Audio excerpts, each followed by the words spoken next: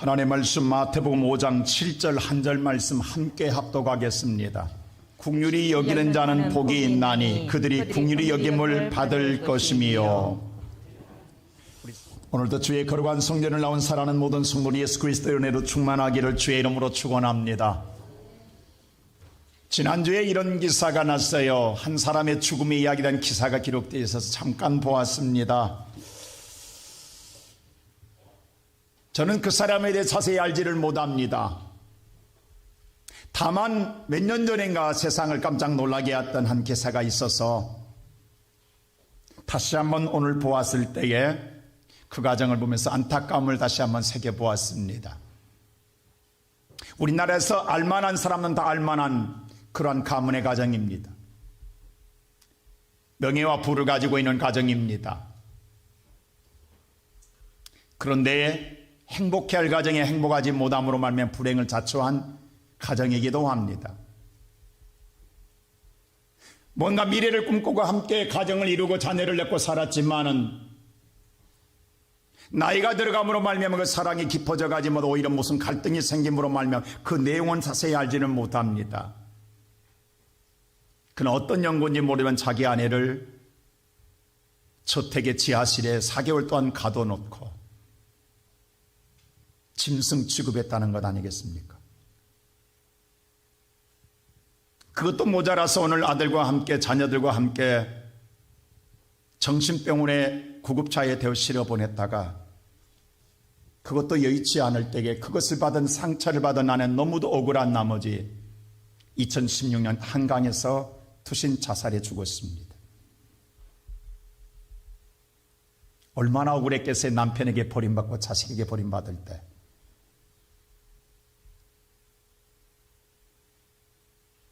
그러면 이렇게 했으면 남아있는 가정이 행복해야 될 거 아니에요. 그러나 그것으로 문제로 말미암아 자녀들은 2년의 징역형을 받았고 남편도 오늘 재판을 받는 과정 속에서 지난 주일날 갑자기 폐암으로 세상을 떠났습니다.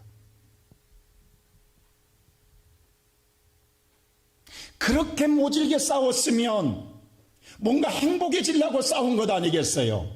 네가 잘났네 내가 잘났네 네가 오늘 나왔네 네가 나왔네 라고 하고 부부가 싸움 속에서 그렇게 했던 가정에 남아있는 가정이 행복할 줄 알았는데 행복하지 않고 어느 순간 이렇게 순식간에 사라져버리면 그것 때문에 모질게 싸웠냐고요. 명성이 있으면 뭐합니까? 재산이 있으면 뭐합니까? 얼마나 불쌍하냐고. 이렇게 세상에 빨리 갈 줄 알았더라면 조금만 누군가가 서로 잘났네 서로 낫네 서로 못났네 내가 오늘 잘했네 못했네 따지기 전에 누군가 한 번만 손 한번 내밀었더라면 잘나고 못난 거를 떠나서 잘했고 못했고를 떠나서 사랑의 손길을 내밀고 긍휼을 베풀었더라면 이루지는 않았을 것 아니겠어요? 근데 오늘 그 기사를 읽으면서 그 생각을 했어요. 이것이 오늘 한 가정의 불행사만 되겠는가? 오늘날 이 땅에 살고 있는 우리들에게는 아무런 일이 없는가? 어쩌면 이것이 오늘 우리가 살고 있는 모든 사람들의 모습이 아닐까? 먼저 일어나고 먼저 도드라진 것뿐이지 언젠가는 우리의 모든 가정들도 우리의 삶도 이렇게 살아가고 있지 않는가?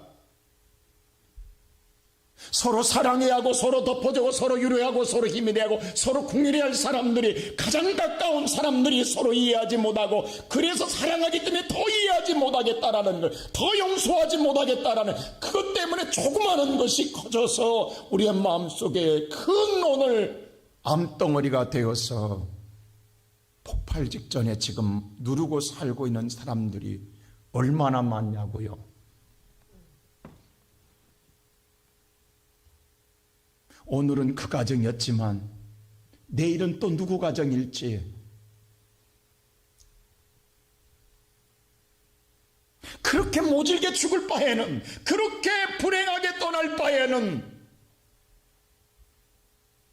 알았다면 그렇게 했겠냐고.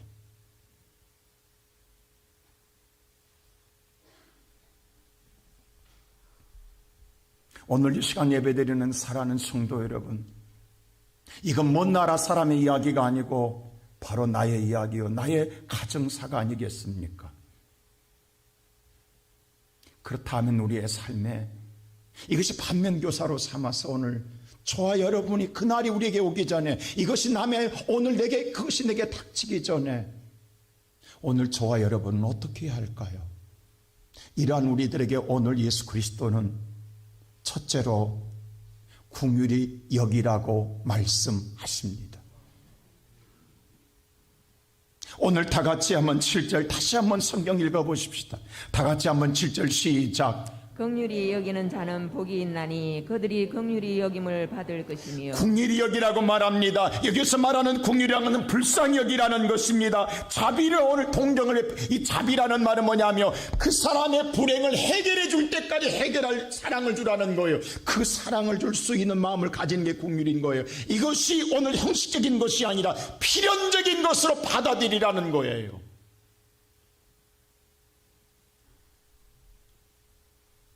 여러분, 긍휼이란 말이 쉽지만 현실에 사는 우리에게 있어서는 결코 이것이 녹록지 않습니다.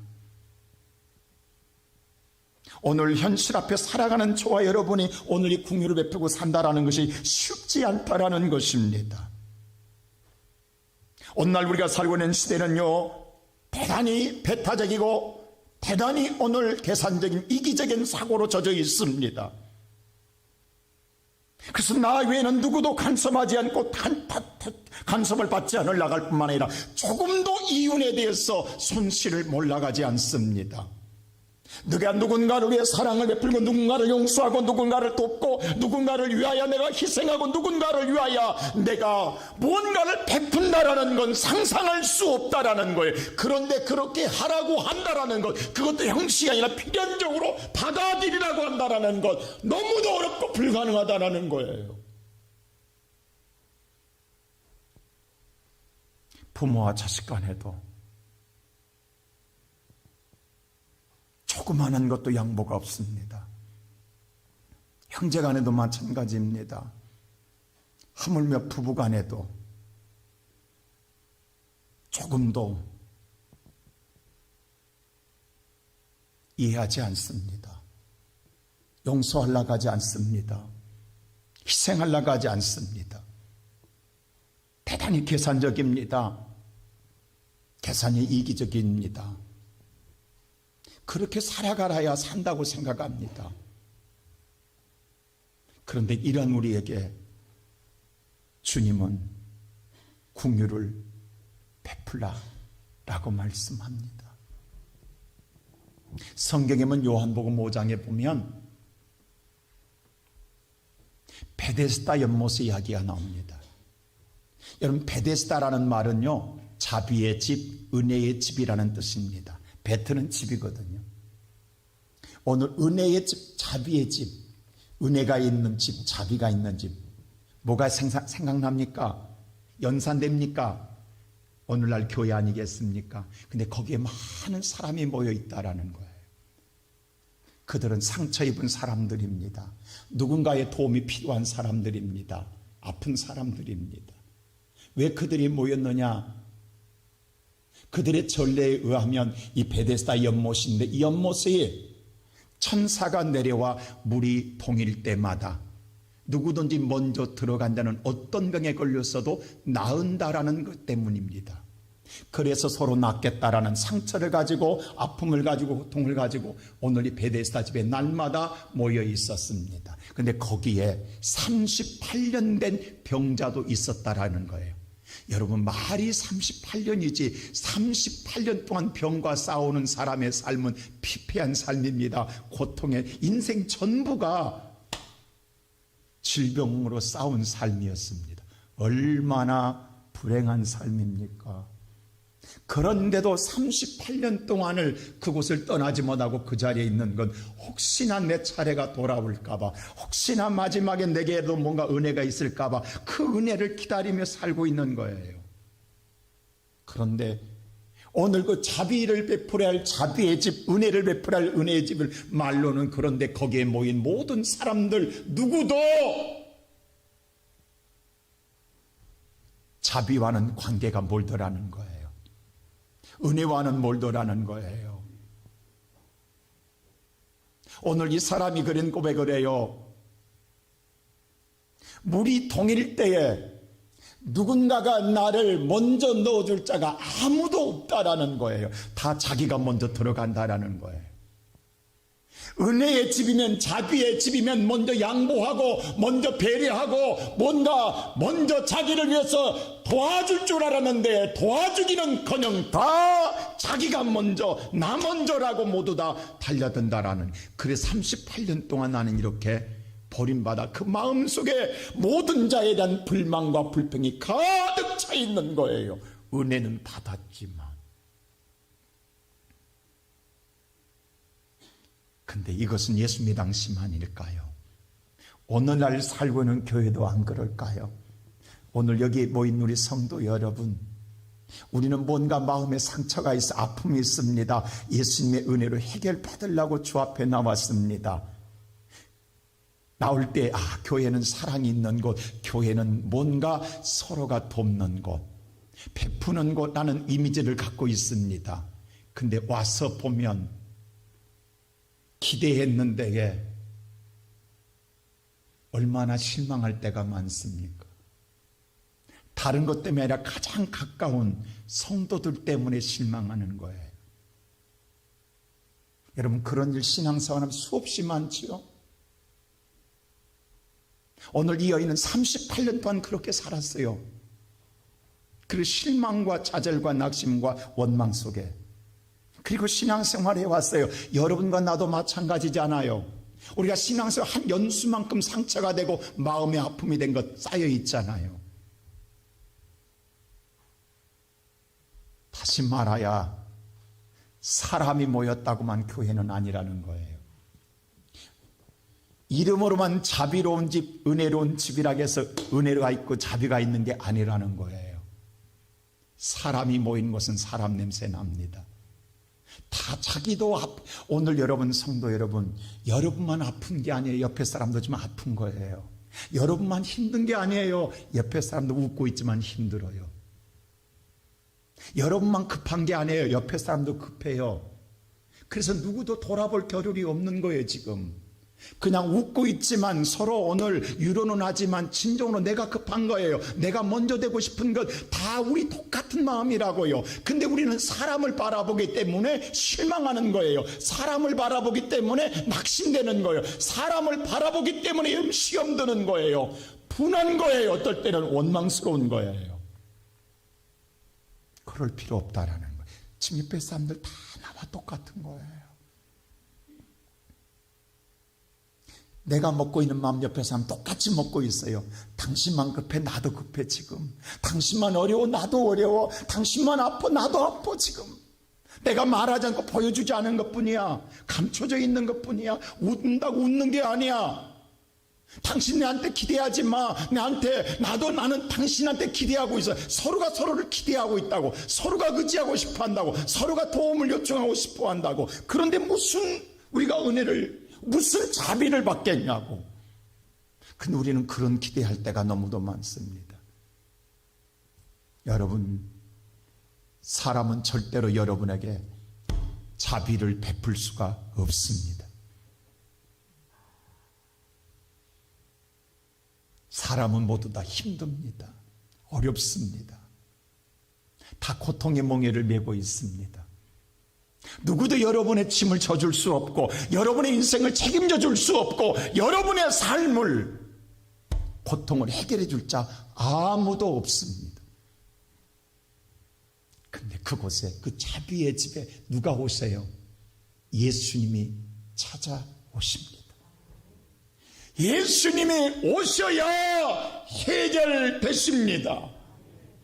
38년 동안을 다녀도 해결 못 받은 이 여인에게 예수님이 찾아와 네가 낫기를 원하느냐라고 말할 때에, 오늘 그 사람은 그래도 예수를 바라보지 못하고 사람들만 바라보고 저들이 나를 넣어주지 않습니다 할 때에, 그가 평생 38년 동안 그렇게 소원했던 것, 일어나고 싶었고 걷고 싶었고 뛰고 싶었던 소원, 그게 꿈이었던 그 꿈을 38년 동안 이루지 못하고 그 소원을 가슴 아리하면서 많은 원망과 불평과 마음속에 상처만 쌓여져 갔는데 주님께서 뭐라고 합니까?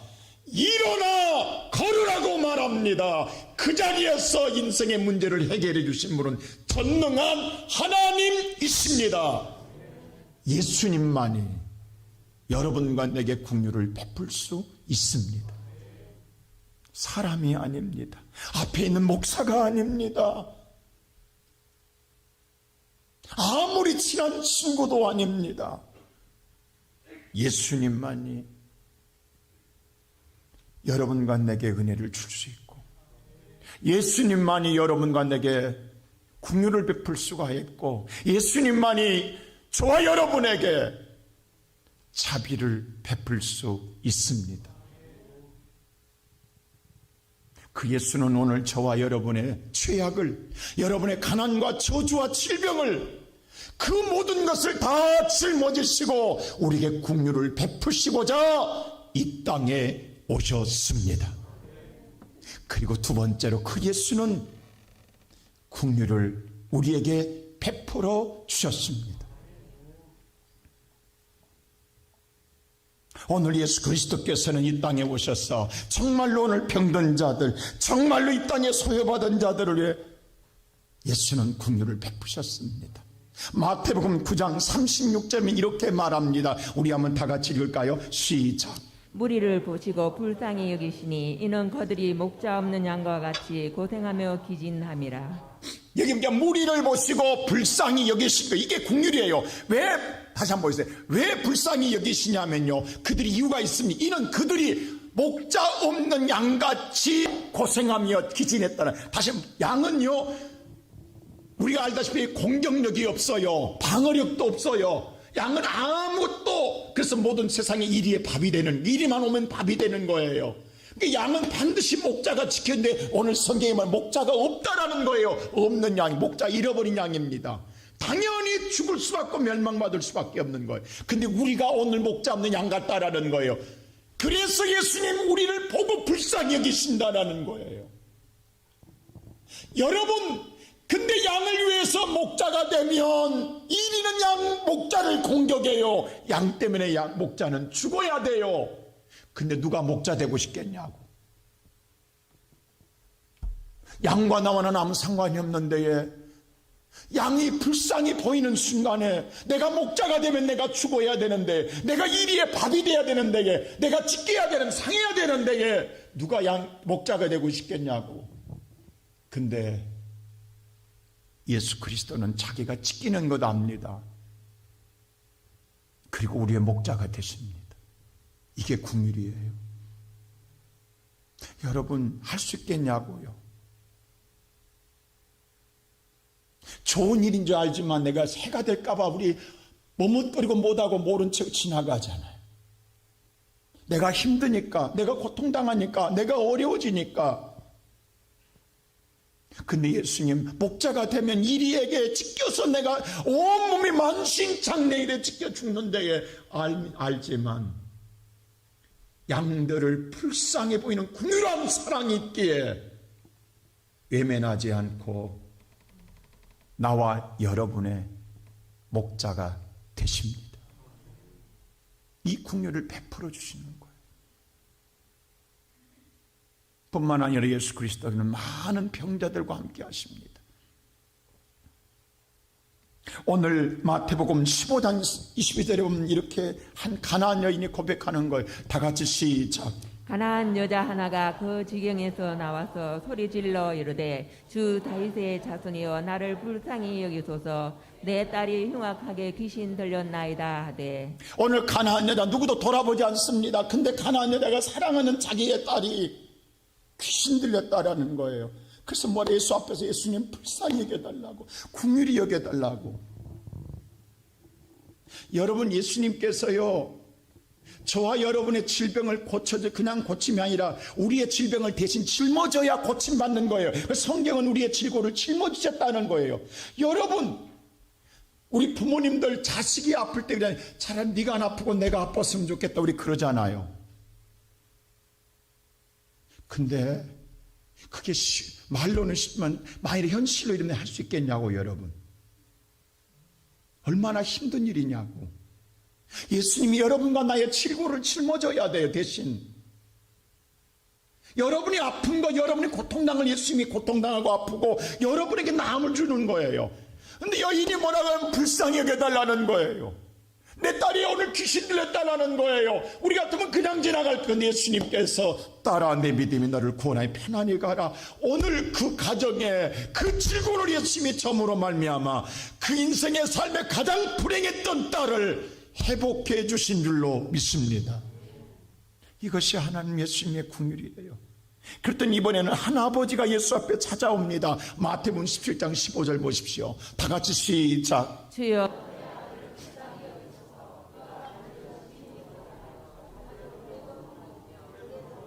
오늘 한 아버지가 찾아오면 아버지에게 뭐냐면 예수님 주여 이번에는 아들이에요. 아들이 불쌍하게 왜? 아들이 간질병에 걸려서 불에도 물에도 넘어진다라는 거예요. 얼마나 기가 막히냐고. 건강히 할 아들이 불에도 물에도 넘어지는 이것을 보고 사는 부모의 심정이 얼마나 가슴이 찢어지겠냐고. 예수님 앞에 뭐라고 하냐면 이 질고를 예수님 보시고 불쌍히 긍휼히 여겨달라고 이야기합니다. 그때 예수님께서 그 질고를 짊어지십니다. 그랬더니 이번엔 두 소경이 또 나타나요. 오늘 마태복음 20장 30절 보십시오. 다 같이 시작. 맹인 두 사람이 길가에 앉았다가 예수께서 지나가신다 함을 듣고 소리질러 이르되 주여 우리를 불쌍히 여기소서 다윗의 자손이여 하니. 오늘 이 맹인, 여기는 맹인 두 사람은 나와 있지만 마가복음 9장은 거지라겠어요. 거린이입니다. 왜냐하면 눈이 앞이 안 보이니 아무것도 먹고 살 수 없잖아요. 그래서 구걸해서 먹고 사는 거예요. 근데 보세요. 마침 예수가 지나간다는 소식을 들었어요. 근데 눈에는 안 보이니까 어디로 지나간지 모르니까 오직 할 수 있는 소리밖에 지를 수밖에 없잖아요.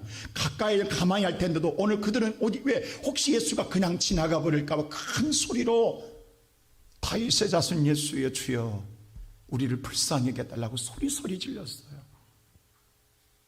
놓칠까 봐.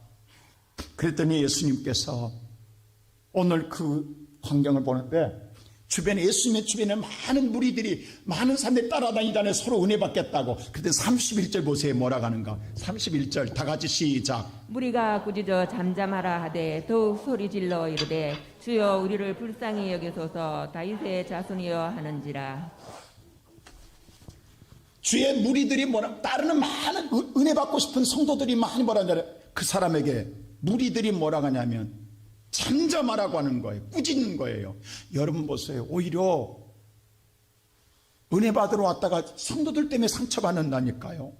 이럴 때 없냐고. 주변 사람들 때문에. 당신만 믿는 거야. 우리도 믿는 거야. 왜 당신만 그렇게. 당신만 힘든 거야. 나도 힘들어. 당신만 어려운 거야. 나도 어려워. 당신만 그렇게 왜 해. 이런 것이 얼마나 마음에 상처를 때가 지금까지 신앙생활에 많냐고 우리. 예수님 만나기도 전에 우리는 이런 것 때문에 엄청난 시련을 받습니다. 오늘 그런데 예수님의 당시도 있어서 이게 오늘만 있는 게 아니에요. 지금만 있는 게 아니에요. 다시 한번 31절 보여주실래요? 뭐라고 하냐면 보세요. 무리가 자 31 다시 한번 무리들이 꾸짖으면 얼마나 상처받겠냐고. 좀 도와주면 안 돼요? 불쌍해서도 먼저 앞세워주면 앞을 못 보니까 와서 좀 먼저 이렇게 하면 안 되냐고. 그런데 사람이 모인 것은 안 된다고. 여러분 기대하지 말라고. 혹시 이럴 때 상처받지 말라고. 오늘 보세요. 소리 질러 조용하라는 거죠. 그런데 뭐예요? 그때 상처 안 받고 뭐예요? 더욱 소리 질러 불쌍히 여겨달라고 합니다. 그랬더니 주님 가던 발걸음 멈추사 내가 내게 무엇을 해주기로 하나. 여러분 잘 보세요. 여러분과 나의 인생은 옆에 있는 성도도 아니요 장로님도 아니요 목사도 아니요 권사님도 아니요 집사도 아니요 예수뿐인 줄로 믿습니다. 예수 안 보면 시험 들어요. 예수 안 보면 낙심돼요. 사람은 여러분에게 절대 위로가 되지 못하는 거예요.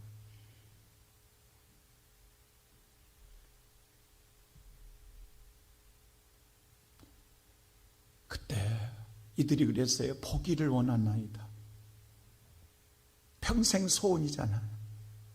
못 본 것 때문에 거지됐고 못 본 것 때문에 불행했고 포기만 하면 원 없습니다. 네 믿음대로 될 때 그 즉시 눈이 떠지니라. 예수는 자비는 내 고난을 깨끗이 해결해 주십니다.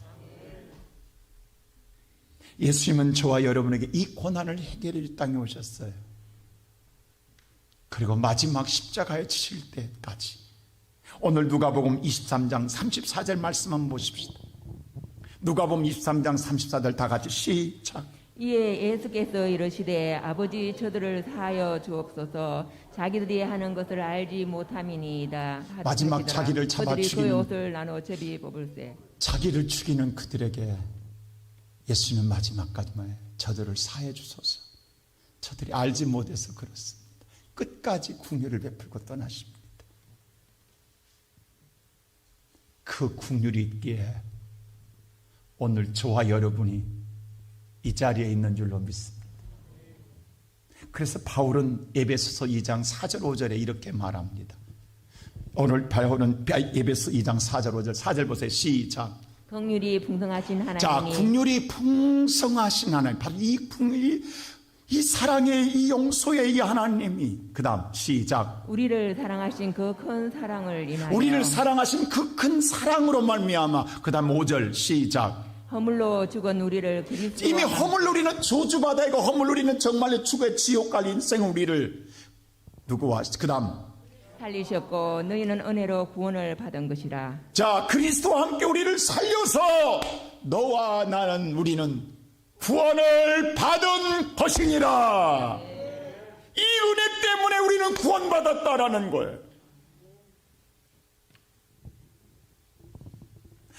이미 저와 여러분은 이미 하나님의 은혜로 구원받은 줄로 믿습니다. 우리가 그런 구원받을 가치가 있어서가 아닙니다. 그런 우리가 자격이 있어서가 아닙니다. 그런 행위를 행하여서가 아닙니다. 값없이 대가를 바라보지 않고 하나님이 우리를 불쌍히 여기사 목자가 되어주셨고 구원자가 되어주셨기에 저와 여러분은 당연히 멸망받고 저주받을 인생이 구원받았습니다. 그 은혜를 그 풍성한 긍휼을 받은 저와 여러분이 그 받은 은혜의 감격에서 찬양해야 되고 그 받은 은혜의 감격에서 예수를 드러내야 되고 받은 은혜를 감사해서 기도하는 자가 진정한 예배자인 줄로 믿습니다. 내가 무엇을 해서 은혜를 받는 게 아니에요. 이미 우리는 받았어요. 그거 받은 것에 대한 감격의 기도요, 감격의 찬양이요, 감격의 헌금이요, 감격의 예배가 하나님이 원하는 예배인 거예요.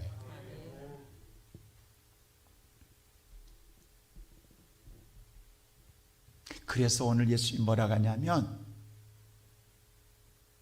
오늘 7절에 긍휼을 여기는 자라고 하는 것은 이미 우리에게 긍휼이 왔다 안 왔다? 이미 왔다라는, 예수님이 주었습니다. 이 긍휼은 돈으로 살 수 없는, 세상 천하를 줘도 살 수 없는 엄청난 은혜를 주었어요. 이미 우리는 받았어요. 받은 너희들아, 그 은혜 받은 그 은혜를 드러내는 자가 되라. 그 은혜를 받은 자여, 그 은혜를 네가 드러내는 자가 되라. 그러면 네가 에세르 다시 바꿔 해석하면 행복한 자가 되리라, 이 말입니다.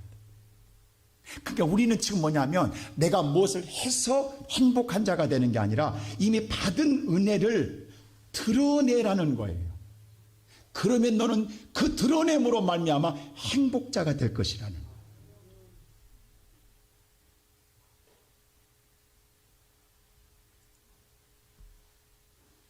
이미 우리는 진노받아야 하고 저주받아야 할 백성입니다. 그런데 하나님이 우리를 이미 긍휼로 여겨서 그 풍성한 은혜로 말미암아 예수와 함께 살려주신 이 구원을 받은 우리들이기에 이미 내 안에는 예수님의 긍휼이 와 있는 줄로 믿습니다. 이미 내 마음은 이제 내 마음이 아니에요. 예수님의 마음이고 하나님의 마음인 거예요. 16세기 영국에서 대법관으로 있다가 사형언도를 받은 토마스 경이라는 모어경이 있어요. 그 유명한 일화가 있습니다. 토마스 모어경이요, 헨리 8세가 영국을 다스리고 있을 때에 너무도 잘못함으로 말미암아 직역하기를 시작합니다. 누구도 말을 못해요. 잘못에 치죠. 그러나 이 모호경이 이 왕한테, 황제한테 옳은 말을 합니다. 누가 좋아하겠어요? 그래서 자기의 왕이 정적으로 생각하는 거예요, 황제가. 그래서 헨리 8세가 끝내는 그를 미워하는데 그것을 오늘 밑에 있는 아부꾼들이 이용함으로 오늘 그것을 중상모략하고 무고로 그를 수감시킵니다. 그리고 끝내 모호경이 재판을 받고 사형언도를 받습니다. 그때 재판장에 섰을 때 모호경이 이런 말을 해요. 재판장님, 사실 조금 전까지 함께 재판관으로 있던 친구 재판관한테 재판을 받는 거예요. 그러자 이 모호경이 말합니다. 재판관님, 오늘만은 친구로 부르겠습니다.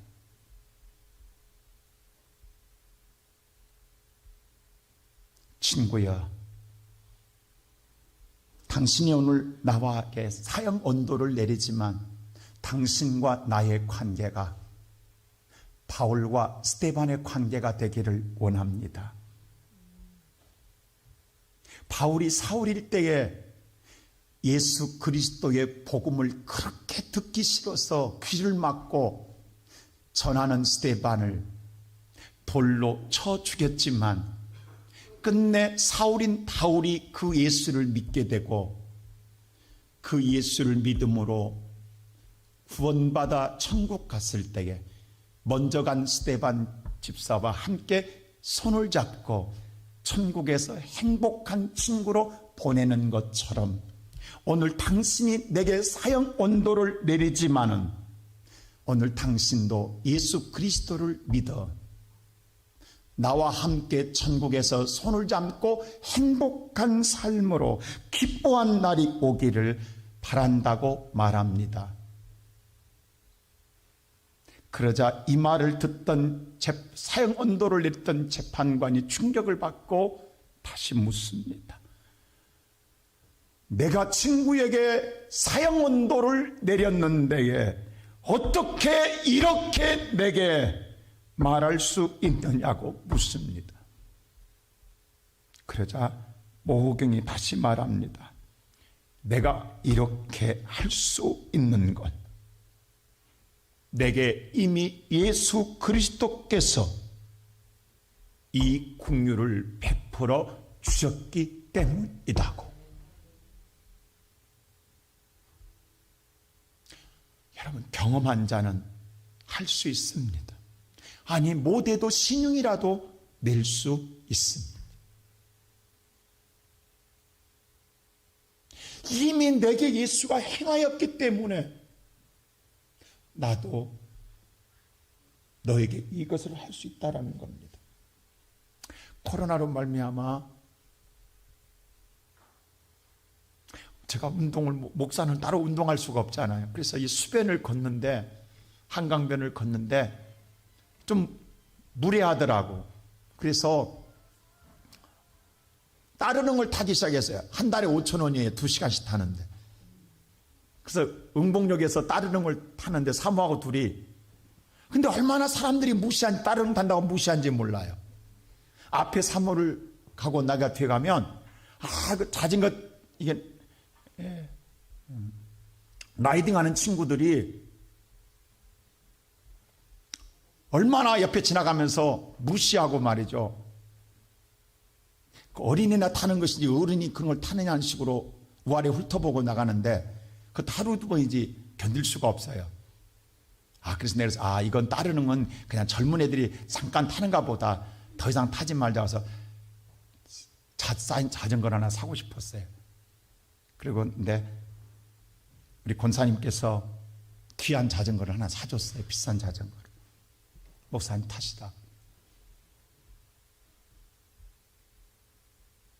그래서 저도 이제 목에 힘들 수 있어요, 이제. 그래서 저와 같이 공부하는 목사님들한테 이거 어떻게 타야 되냐고 그랬더니 이미 오래 탄 사람들은 경험이 풍부해요. 가르쳐 주겠다고 팔당으로 나오래요. 팔당에서 드물머리까지 가는 그 도로가 있더라고. 이게 옛날 철길을 자동차 도로, 자전거 길로 만들어 놨더라고. 그래서 저 평생 처음으로 팔당역 가가지고 거기서 이제 라이딩을 배우기 시작했어요. 근데 우리 5명인데 옛날에는 몰랐어요. 처음 나를 가르쳐 줄 때는 내가 없어서 거기서 2만 원 주고 바로 빌렸거든요. 2만 5천 원 깎아가지고 2만 원에 빌려서 탔거든요.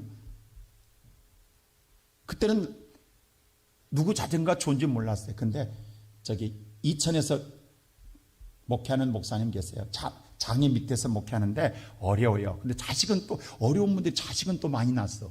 딸이 줄줄로 3명 낳았어요. 어려워요. 생활이 굉장히 어렵습니다. 그리고 항상 어디 식당 가도 2인분씩 먹습니다. 그분은. 근데 그리고 내가 같이 타려고 보니까 그 자전거가 새마을 자전거야. 버려도 누가 안 가져갈 것 같아 보니까. 여러분 새마을 자전거 아시냐고. 근데 그걸 타고 왔어요. 그걸 타고. 이제 그때서 내 눈에 이제 보이는 거예요. 이게 새마을 자전거인 건지. 뭐 MTV 이런 게 아니라. 그래서 타고 가는데 둥머리까지 가는데 아주 힘들게 따라오다가 얼마나 지쳤는지 그만 넘어졌어요. 그 물이 다 까졌어요. 근데 보는 순간에 문득 그 생각이 드는 거예요. 내 마음속에. 하나님이 내게 갑자기 너무 좋은 자전거를 줬잖아요. 근데 그 목사님이 좀 좋았으면 안 쓰러졌을 건데 힘들게 쓰러졌구나. 그 내 마음속에 사줘라 사줘라는 생각이 자꾸 드는 거예요. 그건 내 마음이 아니라고. 나 사주면 힘들어. 지금 돈도 없어. 그렇지 않아도 사모가 사달라는데 못 사주고 있는데. 그럼 사모 먼저 사줘야지.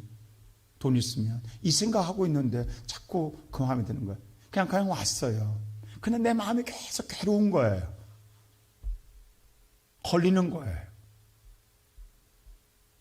너 좋은 거 줬잖아. 너 네 돈으로 안 냈잖아. 사줬잖아. 하나님이 줬잖아. 근데 그거 못 사줘? 한 생각이 들어서 제가 도저히 못 견뎌요.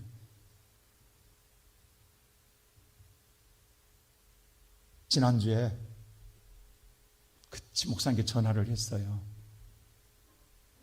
좀 오라고 했더니 이천에서 지금 9시 반에 왔어요. 그래서 내가 자전거를 사줄까 한다. 가자 했더니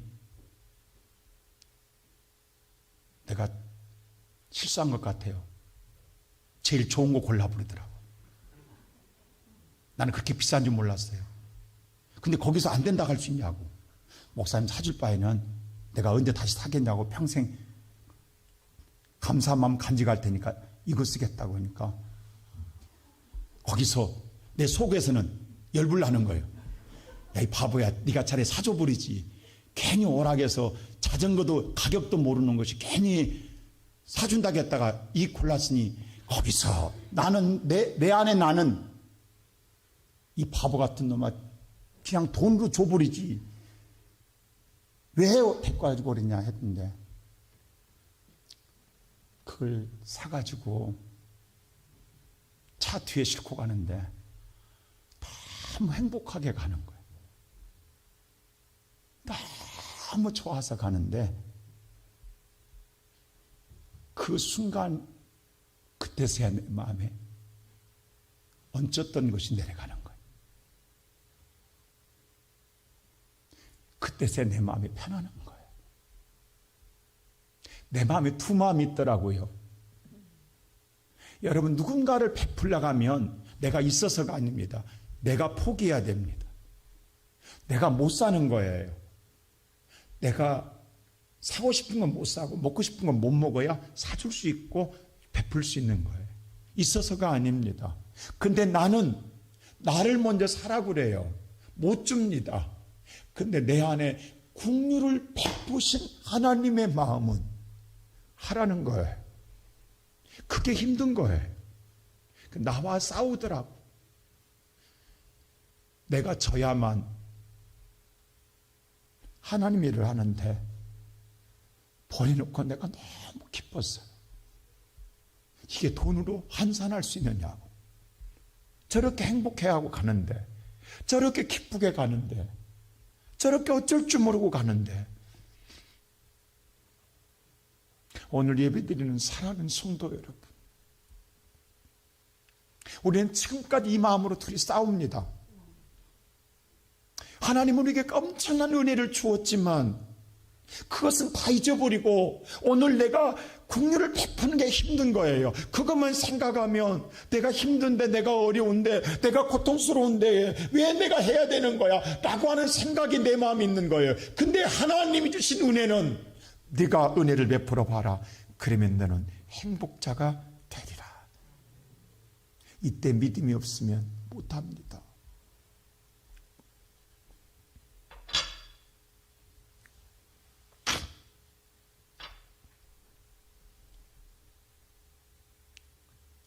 죄송합니다. 여기 계셔서. 우리 허은수 권사님 많이 아프잖아요. 그래서 매일마다 전화로 기도하는데 아직 병원에 입원해 계시는데 어제도 밤에 전화하면서 기도하는데 전화 끝났더니 권사님이 먼저 그러는 거예요. 목사님, 오늘 힘드신가 봐요. 목소리가 너무 가라앉아요. 사실 제가 어제 설교 준비하면서 교회에서 기도하다가 너무 힘들었거든요. 권사님 기도하다 너무 힘들어서 그래도 우리 권사님 기다리고 있을 텐데 하고 기도하는데, 내가 위로해 주려고 기도하고 기도했는데 오히려 위로받을 사람이 내한테 목사님 힘드시죠? 누가 누구를 위로하냐고.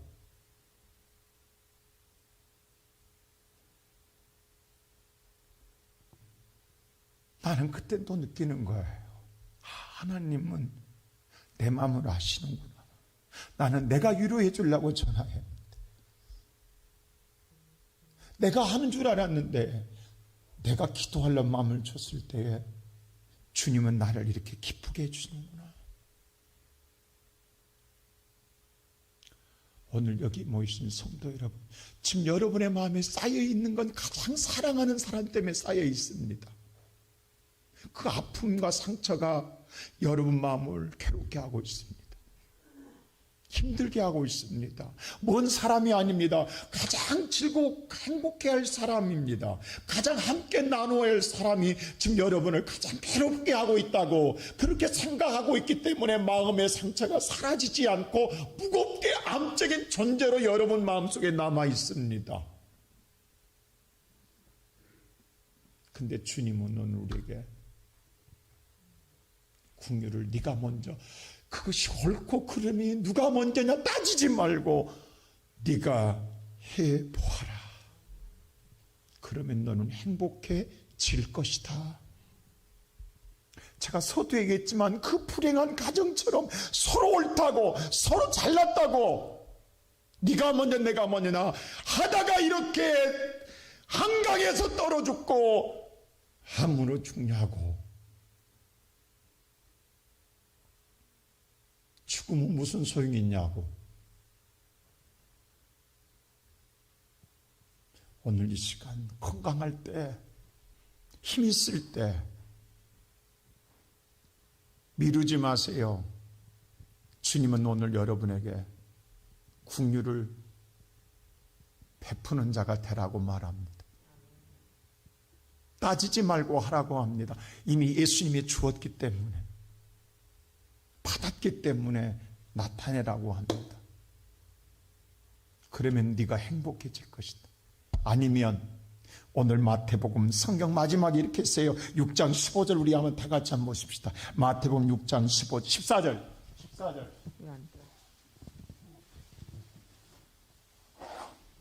다 같이 시작. 너희가 사람의 잘못을 용서하면 너희 하늘 아버지께서도 너희 잘못을 용서하시려니와 그 다음 15절 시작. 너희가 사람의 잘못을 용서하지 아니하면 너희 아버지께서도 너희 잘못을 용서하지 아니하시리라. 네가 사람의 잘못을 용서하면 아버지께서 너희의 잘못을 용서하려니와 네가 사람의 잘못을 용서하지 아니하면 아버지께서 너희의 잘못을 용서하지 아니하시리라. 여러분, 용서받지 못하면 우리는 불행합니다. 용서받지 못하면, 내가 용서받지 못하면, 하나님 앞에 용서받지 못하면 나는 고통스럽습니다. 따지지 맙시다. 계산하지 맙시다. 예수님의 궁일이 왔기에 내가 먼저 손 내밀고, 내가 먼저 용서하고, 내가 먼저 사랑하고, 내가 먼저 섬기고, 내가 먼저 희생하면 내가 행복해집니다. 그게 우리가 누릴 복입니다. 오늘 이 시간 예배드린 성도 여러분, 힘드시죠? 힘내세요. 우리 부르는 찬양처럼 예수가 있잖아요. 그 예수 바라보시고 오늘도 한 번 손 한 번 내밀어 보시고 한 번 더 용서해 보시고 한 번 더 사랑해 보셔서 행복한 삶, 행복한 가정, 행복한 교회를 이루는 우리 모두가 되기를 주의 이름으로 축원합니다.